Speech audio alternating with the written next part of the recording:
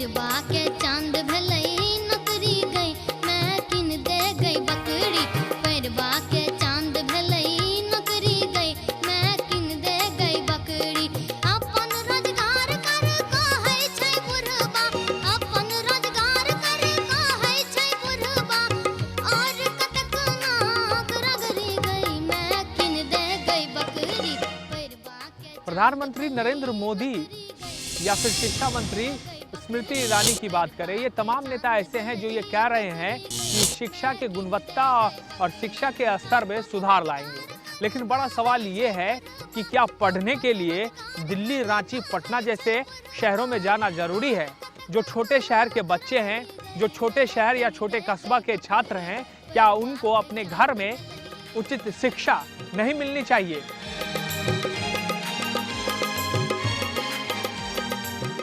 और गुलाबी से बात करने के बाद हम रांची कॉलेज से देहात की ओर निकल पड़े।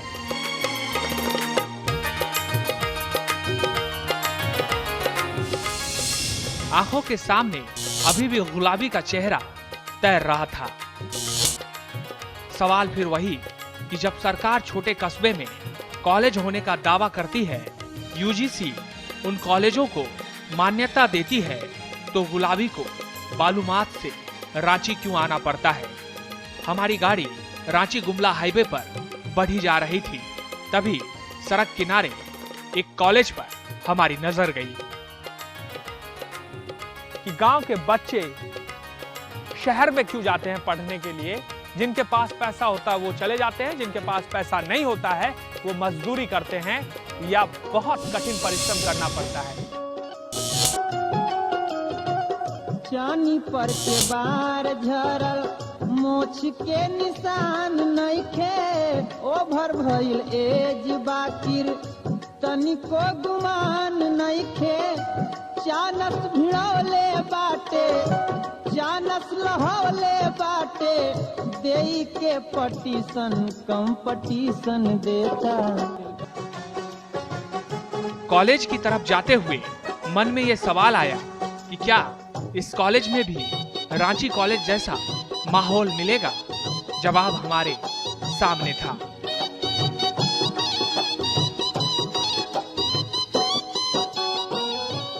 ये हॉस्टल है, इसके भीतर हम जा नहीं सकते क्योंकि इतनी गंदगी है कि इसके भीतर जाने के लिए बहुत हिम्मत की जरूरत पड़ेगी। दरअसल इस कॉलेज में, इस क्लास में स्टूडेंट को होना चाहिए, लेकिन यहाँ स्टूडेंट नहीं है। इस वजह से नहीं है क्योंकि सरकार कॉलेज बना देती है, यूजीसी उसे मान्यता दे देती है, लेकिन जो एक मापदंड तय है कॉलेजों के लिए वो नहीं दिखाई देता है। इसलिए गांव के बच्चे आमतौर पर पिछड़ जाते हैं।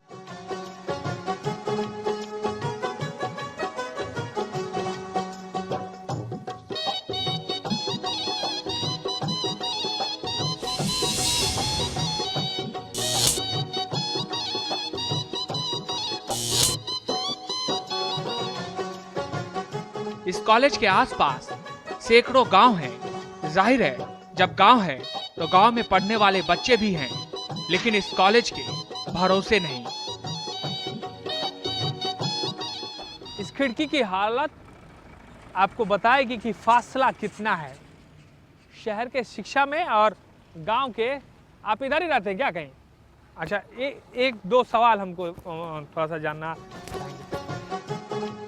हम अभी कॉलेज में ये ढूंढने की कोशिश कर ही रहे थे कि क्या यहाँ कॉलेज जैसा माहौल है कि कुछ बच्चे हमारे पास आए। फिर उन्होंने जो कुछ कहा, ये जज्बा है। देखिए, गांव के बच्चे हैं, गांव के बच्चों का जज्बा ये है कि गांव के बच्चे कहते हैं आर्मी में जाएंगे। किस स्कूल में पढ़ते हो? प्राइवेट स्कूल की सरकारी स्कूल में? प्राइवेट में। प्राइवेट। सरकारी स्कूल में क्यों नहीं जाते पढ़ने? वहाँ पर थोड़ा पढ़ाई अच्छा से नहीं होता है। वहाँ पढ़कर आर्मी में नहीं जा सकते? जा सकते हैं लेकिन हाँ बोलो, बताओ सही बताओ।